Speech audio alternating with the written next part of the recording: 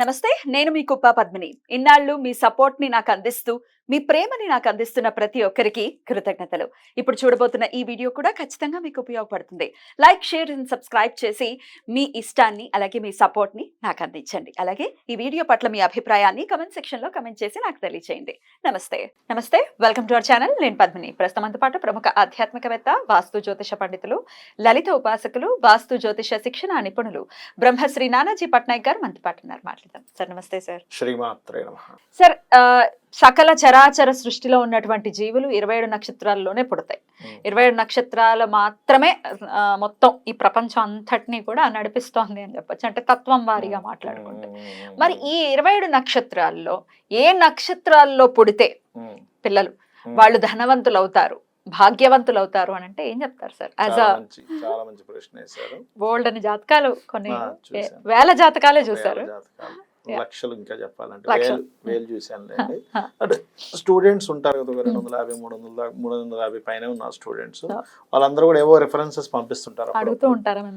దాని గురించి 3-4 గంటలు రోజు టైం అవుతూ ఉంటుంది. వాళ్ళు ఏదో జాతకం పంపించడం, చూడడం, ఇది ఎందుకు సార్ ఈ పాయింట్ ఇక్కడ ఎందుకు మిస్ అయిందంటే దాన్ని చెప్పడం, ఇది కామన్ నాకు డైలీ లైఫ్లో రొటీన్ అది. అయితే చాలా మంచి ప్రశ్న వేశారు. అయితే ఇక్కడ ఇది ఒక యోగం, మీరు గమనించండి. అంటే ఇది ఒక యోగం అని ఎందుకు అంటున్నా అంటే, ధనవంతులు అవ్వడం అనేటువంటిది ఒక యోగం. అది 2 రకాలుగా ఉంటుంది. నువ్వు ఏ మార్గంలో వెళ్తే ధనవంతుడు అవుతావు, నీకు పెద్దగా వెతుక్కోకుండానే బర్న్ విత్ సిల్వర్ స్పూన్ అంటారు, అట్లా నువ్వు ఒక మంచి ధనవంతుడు ఇంట్లో పుట్టి ధనవంతుడు అయిపోతావు. అదేమో యోగం, ఇదేమో నువ్వు తయారు చేసుకునే యోగం. 2 రకాలు ఉంటాయి. అయితే ఇక్కడ మనం నక్షత్రం బేస్లో మాట్లాడుతున్నాం కాబట్టి, మీరు అశ్విని నుంచి రేవతి వరకు 27 నక్షత్రాలు ఉన్నాయి చూసారా. మీరు ఈ ప్రపంచంలో ఉండేటువంటి ధనవంతులందరి జాతకాలు నేను చూశాను. అది కొన్నిట్లో వస్తుంది మనకి.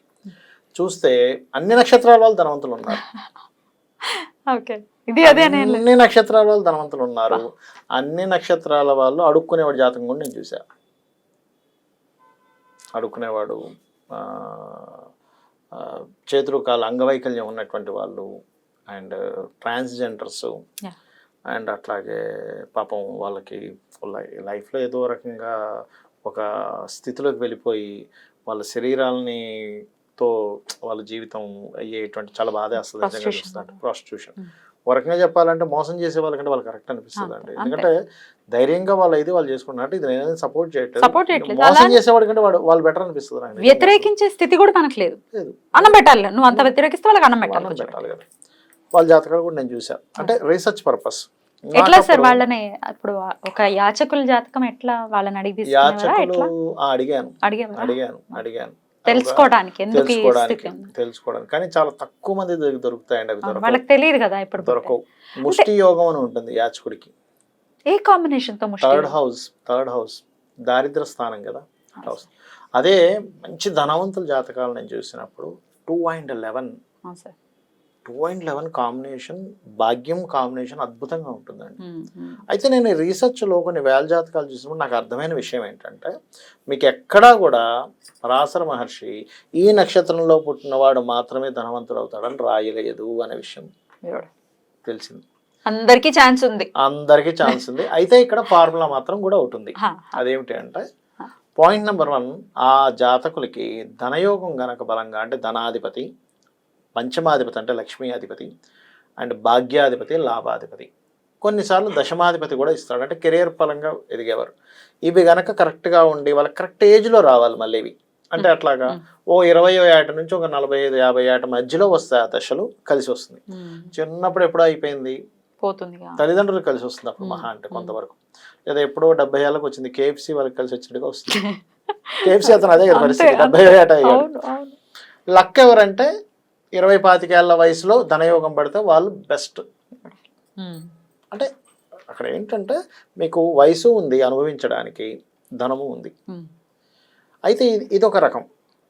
ఇంకొంతమందికి ఎట్లా అంటే, వాళ్ళు ధనవంతులు ఎలా అయ్యారు అనేటువంటిది నేను వాళ్ళ జాతకాల రీసెర్చ్ తీసుకుంటే, వాళ్ళకి ధనయోగం ఇచ్చే రూట్లో వాళ్ళు ఉంటున్నారు. అంటే నేను మీకు చిన్న ఎగ్జాంపుల్ చెప్తాను చూడండి. ఒకతను ఇది దాదాపుగా ఒక 12 ఏళ్ళు అవుతుంది, ఆల్మోస్ట్ 12-13 years బ్యాక్ విషయం ఇది నేను మీకు చెప్పేది.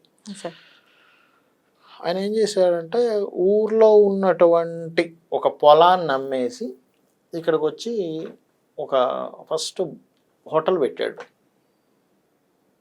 బాగా ఖర్చు పెట్టి అసలు రూపాయి రాలేదు, పోయే డబ్బులను పోతే ఇంక ఇట్లా కాదు దాన్ని అమ్మేశాడు. ఎంతో కొన్ని డబ్బులు వచ్చాయి. ఆ డబ్బులతో తీసుకెళ్ళి ఆయన కూరగాయల షాప్ పెట్టాడు. ఆయన దరిద్రం ఏంటో 2 బిజినెస్ పెడితే 2 బిజినెస్లో డబ్బులు పోయాయి. ఇట్లా కాదని ఆయన ఏం చేశాడంటే ఏంటిది నేను ఇంత నిజాయితీగా ఉన్నాను అంటే అతని బాధ ఏంటంటే నేను మంచి సెంటర్లో పెట్టాను హోటల్, మంచి క్వాలిటీతో ఇచ్చాను, ఎంత మంచి క్వాలిటీ అయినా అంత మంచి క్వాలిటీ, పక్కన క్వాలిటీ ఇవ్వకపోయినా వాడు నడిచింది, నాకెందుకు నడవలేదు, ఏమిటి దరిద్రం ఏమిటి. సరే దాని తర్వాత కూరగాయలు తీసుకొచ్చి అమ్మినా సరే కూరగాయలు ఏమవుతుంది, హోటల్ బిజినెస్ కూరగాయల బిజినెస్ పరిస్థితి ఏంటంటే అమ్మితే అదే రోజు అమ్మాలి నువ్వు. హోటల్ నెక్స్ట్ డేకి అమ్మడానికి లేదు. అన్నం ఇవాళ ఉండే ఇవాళే అమ్మాలి, కూర ఇవాళ ఉండే ఇవాళ నేను రేపు అమ్ముకుంటా అంటే కుదరదు. ఏదైనా బట్టలు లేకపోతే కాస్మెటిక్స్ లేకపోతే వస్తువు అయితే మీరు రేపు కాదు నెల తర్వాత అమ్మవచ్చు. అన్నానికి ఛాన్స్ ఉండదు. ఇడ్లీ చేసావు పొద్దున్న నుంచి మధ్యాహ్నం లోపల అమ్మాయి, నేను నైట్ అమ్ముతా అన్నా కుదరదు, పాడైపోతుంది.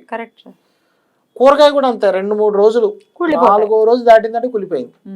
ఆయన 2 బిజినెస్లు అలాంటివి చేశాడు, మంచి పెట్టినా కూడా పోలేదు, ఆయన టైం అది.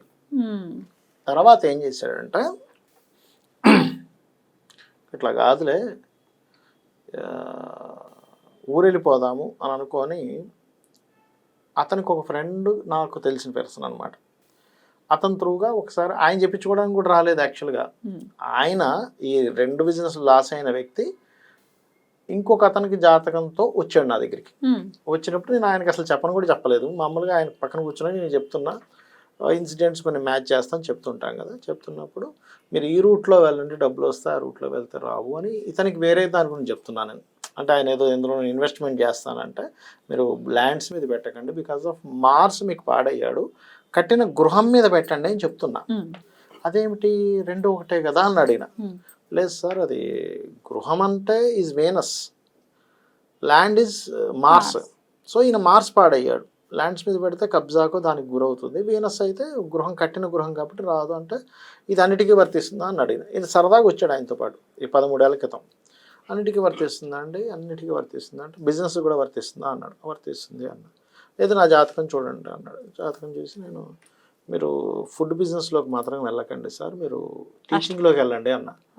నేను చదువుకోలేదు సార్, నేను అక్కడ టీచింగ్ చేస్తా అన్నాడు. స్కూల్ పెట్టచ్చు కదా అన్నది. నాకు చదువు రాదు కదా సార్, ఎలా పెడతాను. ఇప్పుడు స్కూల్స్ పెట్టిన వాళ్ళందరూ చదువుకున్నారా అని అడిగా.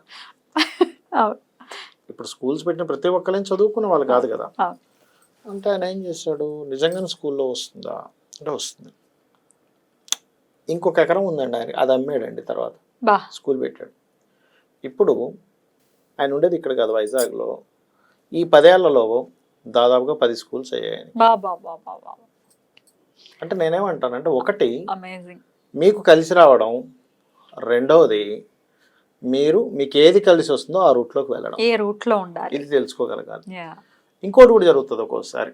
నేను కొన్ని కేసెస్ చూసాం, స్కూల్స్ పెట్టారు నడుస్తుంది, సడన్గా స్కూల్స్ డౌన్ కూడా అయిపోతాయి ఒక్కోసారి. ఎందుకంటే that is the depend on planetary దశలు అయిపోతూ ఆ దశ అయిపోయింది, అప్పుడు డల్ అవుతుంటుంది. అది ముందుగా తెలుసుకొని ఎందుకు డల్ అవుతుంది, ఏ గ్రహాన్ని చేసుకోవాలి అప్పుడు దాన్ని తెలుసుకోవచ్చు, స్ట్రెంథెన్ చేయొచ్చు. అంటే ఎలా అంటే చెప్తాను చూడండి, అలా దెబ్బతిన్న వాళ్ళ కేసెస్ కూడా నేను కొంచెం చెప్తాను. స్కూల్ పెట్టాను, నిజంగానే అతనికి జాతకంలో యోగం ఉంది, మంచి నడుస్తూ ఉంది. ఇక్కడ నుంచి దశ మారుతుంది, ఇక్కడ నువ్వు ఎక్స్ట్రా ఇన్వెస్ట్మెంట్స్ చేయకూడదని ఒక దశ వస్తుంది. గురుదశ అయిపోయింది ఆయనకి. ఇంకో కేసు ఇది, శని దశ వచ్చింది. ఈ శని బాలేడు. ఈయన ఏం చేశాడు, లోన్స్ తీసుకొచ్చి ఇంకో 4 స్కూల్ స్టార్ట్ చేశాడు. ఇక్కడ ఇన్వెస్ట్మెంట్స్ పెట్టకూడని టైంలో ఇది జాగ్రత్తగా కాపాడుకుంటే ఏది అయ్యేది కదా ఆయనకి.